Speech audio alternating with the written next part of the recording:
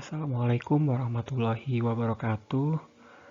Gimana kabarnya teman-teman dan juga Bu Dita? Perkenalkan kami dari kelompok 2 ingin membahas tentang salah satu subsistem kesehatan nasional, yaitu subsistem penelitian dan pengembangan kesehatan. Adapun anggota kelompok 2 yaitu ada Ahwila Gafril Aziza, Dini Restuning Tias, Firda Imro'atus Solehah, Haya Mutmainah Holbi Az-Zahra, dan saya Muhammad Rahman Al-Hasan.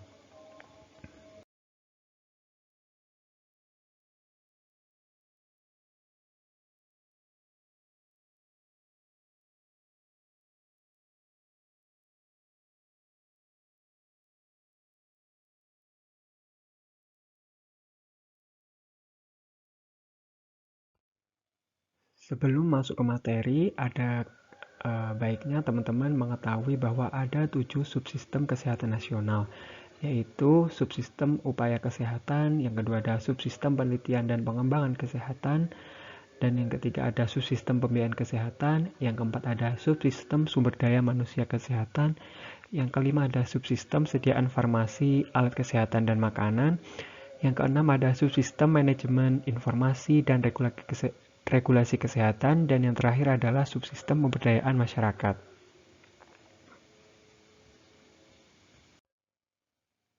Kebetulan kelompok 2 akan membahas tentang subsistem penelitian dan pengembangan kesehatan. Oke, yang pertama apa sih yang melatar belakangi pembentukan subsistem penelitian dan pengembangan kesehatan?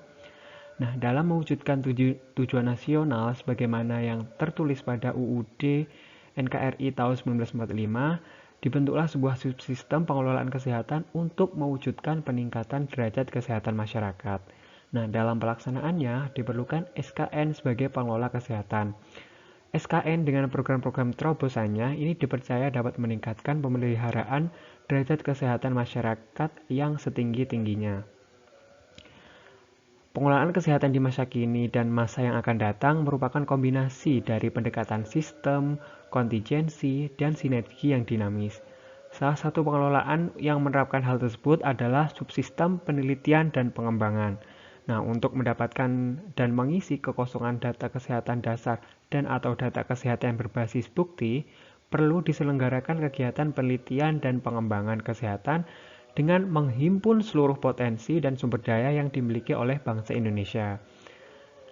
Pengelolaan penelitian dan pengembangan kesehatan terbagi atas penelitian dan pengembangan biomedis dan teknologi dasar kesehatan, teknologi terapan kesehatan dan epidemiologi klinik, teknologi reservasi kesehatan masyarakat, dan humaniora, kebijakan kesehatan dan pemberdayaan masyarakat.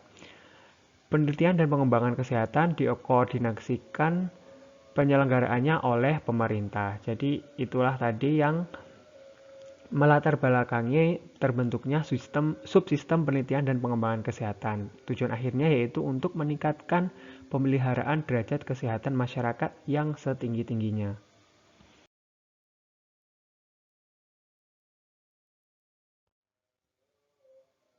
Sebelum mempelajari lebih lanjut tentang subsistem penelitian dan pengembangan kesehatan, alangkah baiknya kita mengetahui apa definisi subsistem penelitian dan pengembangan kesehatan itu sendiri.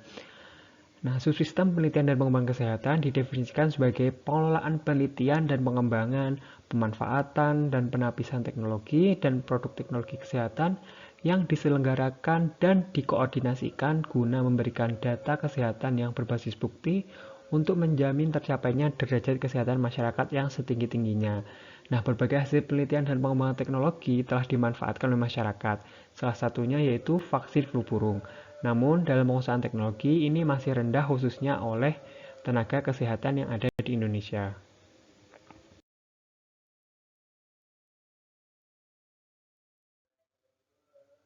Lalu apa sih tujuan dibentuknya dari subsistem penelitian dan pengembangan kesehatan ini? Nah, tujuan dari penyelenggaraan subsistem penelitian dan pengembangan kesehatan adalah terselenggaranya kegiatan penelitian, pengembangan, dan penapisan teknologi dan produk teknologi kesehatan yang ditujukan untuk menghasilkan informasi kesehatan, teknologi, produk teknologi, dan teknologi informasi kesehatan untuk mendukung pembangunan kesehatan guna meningkatkan derajat kesehatan masyarakat yang setinggi-tingginya.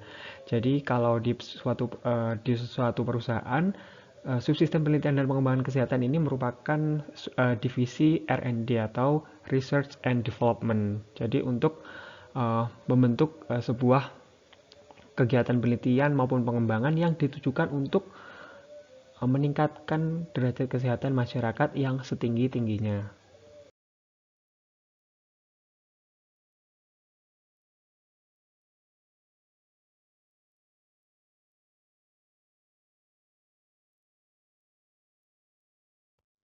Lalu, apa saja unsur-unsur yang ada pada subsistem penelitian dan pengembangan kesehatan? Ini ada 4 unsur yang dalam subsistem penelitian dan pengembangan kesehatan. Nah, unsur-unsur ini terdiri atas unsur-unsur area penelitian, pengembangan, dan penapisan, meliputi yang pertama adalah biomedis dan teknologi dasar kesehatan.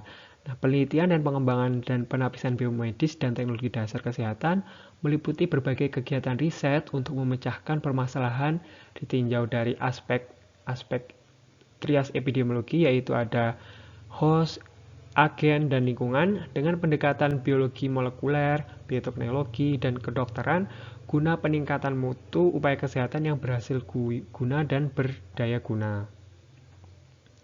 Kemudian yang kedua adalah teknologi terapan kesehatan dan epidemiologi klinik. Penelitian dan pengembangan dan penapisan teknologi terapan kesehatan dan epidemiologi klinik meliputi berbagai kegiatan riset untuk menilai faktor risiko penyakit, penyebab penyakit, prognosa penyakit, dan risiko penerapan teknologi dan produk teknologi kesehatan, termasuk obat bahan alam, terhadap manusia guna meningkatkan mutu upaya kesehatan yang berhasil guna dan berdaya guna. Kemudian yang ketiga adalah teknologi intervensi terhadap kesehatan masyarakat. Nah, penelitian, pengembangan, dan penapisan teknologi pada teknologi intervensi kesehatan masyarakat ini untuk menilai besarnya masalah kesehatan masyarakat yang ada pada suatu daerah, mengembangkan teknologi intervensi, serta menilai reaksi lingkungan terhadap penerapan teknologi dan produk teknologi guna meningkatkan mutu upaya kesehatan yang berhasil guna dan berdaya guna. Jadi, di sini ada mulai dari kegiatan menilai, terus mengembangkan teknologi, serta menilai reaksi ketika teknologi ini sudah diterapkan kepada suatu masyarakat. Kemudian unsur yang keempat adalah humaniora kebijakan kesehatan dan pemberdayaan masyarakat.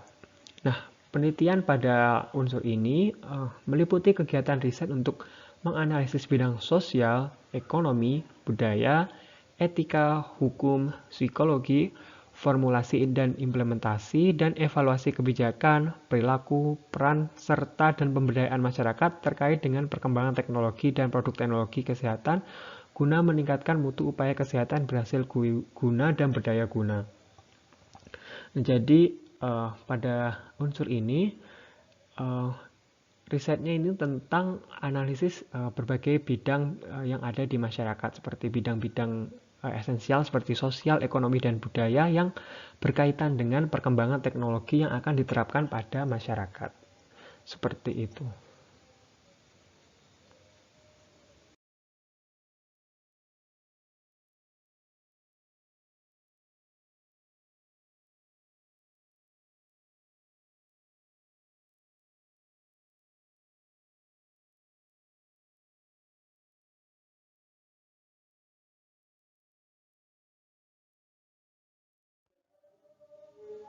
Lalu apa saja prinsip-prinsip yang dipegang oleh subsistem penelitian dan pengembangan kesehatan dalam menjalankan tugas-tugasnya? Ada 1, 2, 3, 4, 5, 6, 7 prinsip yang dipegang oleh subsistem penelitian dan pengembangan kesehatan. Yaitu yang pertama ada prinsip terpadu berkesinambungan dan paripurna. Apa maksudnya?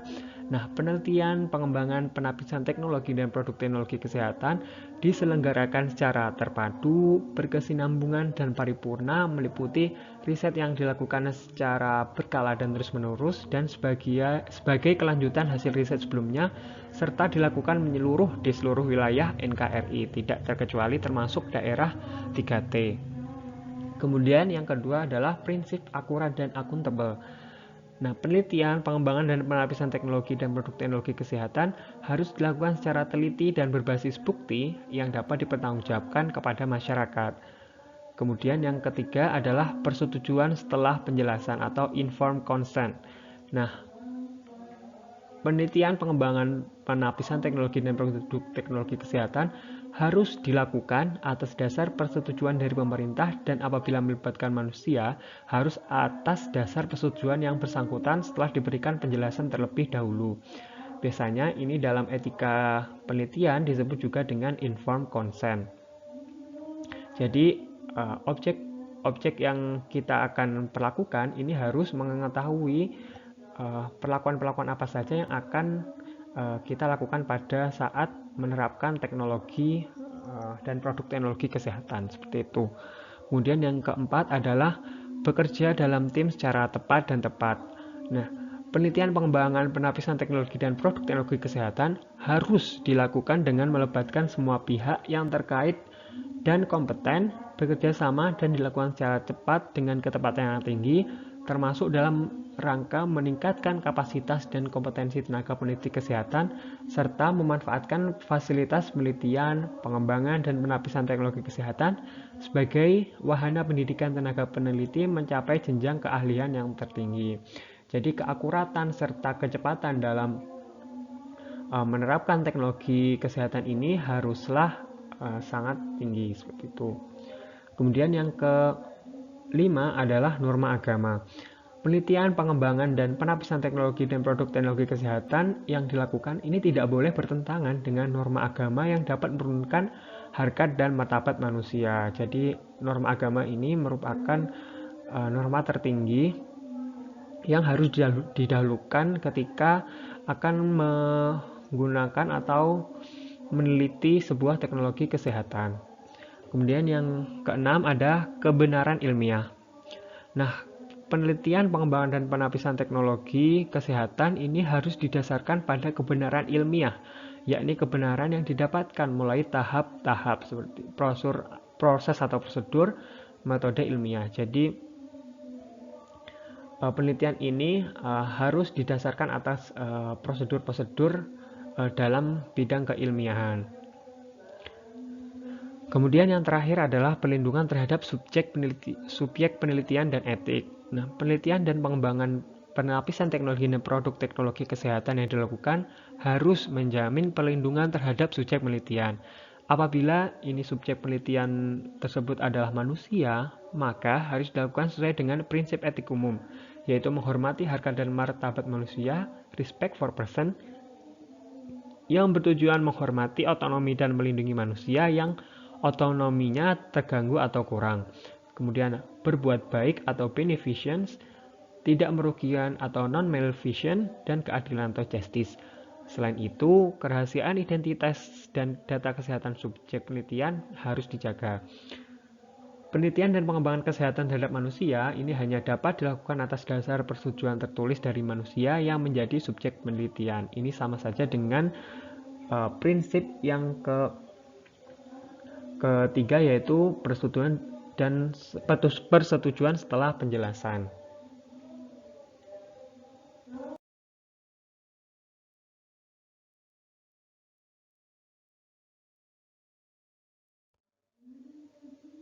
Lalu bagaimana penyelenggaraan subsistem penelitian dan pengembangan kesehatan sebagai bagian dari SKN? Penyelenggaraan subsistem penelitian dan pengembangan ini dikoordinasikan penyelenggaraannya oleh pemerintah. Adapun penyelenggaraannya itu ada beberapa, yaitu yang pertama ada penelitian, pengembangan, penapisan teknologi, produk teknologi, teknologi informasi dan informasi kesehatan dilaksanakan sesuai dengan ketentuan hak atas kekayaan intelektual atau HAKI dan dimanfaatkan bagi kesehatan masyarakat. Jadi penelitian pada subsistem penelitian dan pengembangan ini harus disesuaikan dengan syarat dan ketentuan yang ada pada hak atas kekayaan intelektual. Kemudian yang kedua adalah penelitian, pengembangan, penapisan teknologi dan produk teknologi kesehatan diselenggarakan untuk mencegah terjadinya penyakit, mendeteksi adanya penyakit, meringankan penderitaan akibat penyakit, menyembuhkan, memperkecil komplikasi dan memulihkan kesehatan setelah sakit, serta menganalisis dan memformulasikan berbagai permasalahan yang terjadi dalam pengelolaan kesehatan.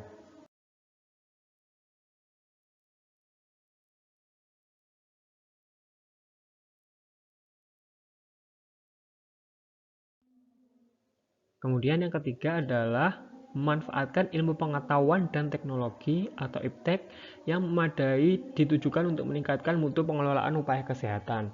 Nah, pengembangan iptek ini meliputi yang pertama adalah iptek kesehatan dihasilkan dari penelitian dan pengembangan kesehatan yang diselenggarakan oleh pusat-pusat penelitian dan pengembangan milik masyarakat, swasta, dan pemerintah daerah.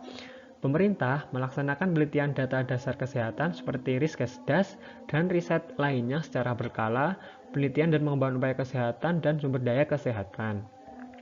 Kemudian bagian dari iptek ini yaitu memanfaatkan dan menyebarluaskan iptek kesehatan yang diatur oleh pemerintah dengan dukungan organisasi profesi, dilakukan dengan membentuk pusat-pusat penelitian dan pengembangan unggulan, jaringan informasi dan dokumentasi iptek kesehatan.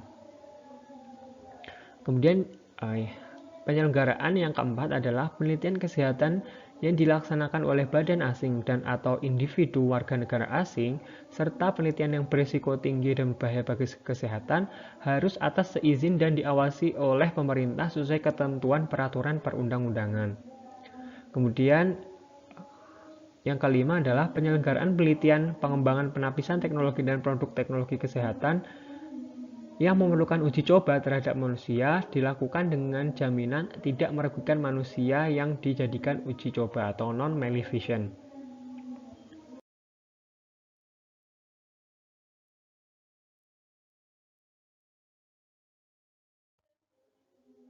Lanjut untuk penyelenggaraan yang keenam dari subsistem penelitian dan pengembangan kesehatan, yaitu adanya penyelenggaraan penelitian pengembangan penapisan teknologi dan produk teknologi kesehatan yang dilakukan pada hewan dan makhluk hidup lainnya harus dijamin untuk melindungi kelestarian hewan dan makhluk hidup lainnya tersebut. Nah, ini untuk lanjutannya bisa kalian lihat pada etika kesehatan. Di situ lebih membahas tentang etika pada penelitian. Kemudian yang ketujuh, untuk penelitian penyakit infeksi yang muncul baru atau berulang atau yang biasa disebut dengan new emerging atau re-emerging disease yang dapat menyebabkan kepedulian kesehatan dan kedaruratan kesehatan masyarakat, harus dipertimbangkan kemanfaatannya dan penelusuran ulang asal muasalnya demi untuk kepentingan nasional.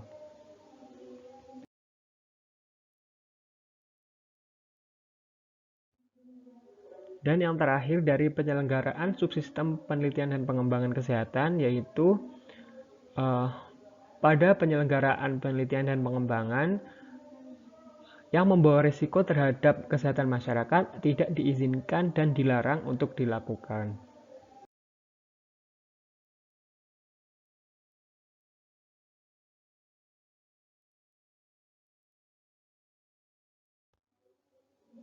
Tidak terasa, itu tadi adalah presentasi terakhir dari kelompok kami.